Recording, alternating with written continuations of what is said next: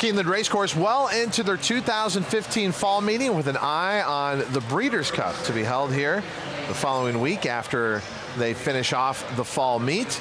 And there's a lot of information leading up to the Breeders' Cup that you'll find here on TVG, including a lot of focus, obviously, on American Pharoah, your Triple Crown winner, as he prepares for what is expected to be the final start of his career, the Breeders' Cup Classic, and an impending showdown with Beholder. Working out this morning at Santa Anita, Paul. This is our first opportunity to take a look at this work, so we're going to watch with everyone else.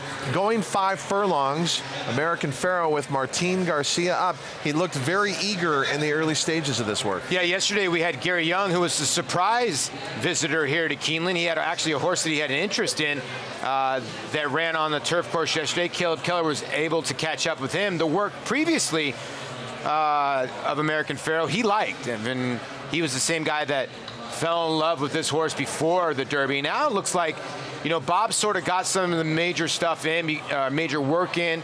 Not that much asked of him here. It looks like Martin's got a really tight hold of him. He's going to let him maybe go here a tiny bit, but it looks like he's moving as well as he was moving before the Derby, and looks like he's full of himself.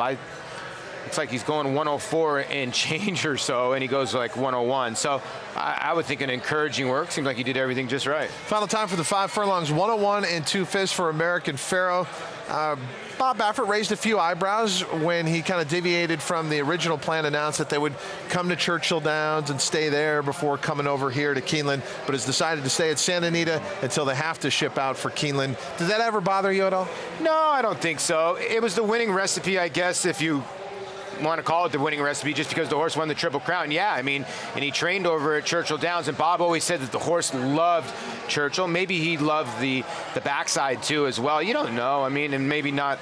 A lot of the press was going to the backside of Churchill Downs, where a lot of the press did get to this horse when the horse was saddled at Santa Anita. But to me, I think it's more that Bob's like, hey, listen, yeah, let's just not ship this horse any more than he needs to be shipped. And it's been a long year already. I think that ship to Saratoga took a lot more out of him than everybody thought. So I think the ship here will be better. And the other thing that I think we forget, it's going to be cooler weather for him. He's going to love to ship out here. Well, and the other thing, it's not like shipping for another horse where they can come in under the cover of darkness.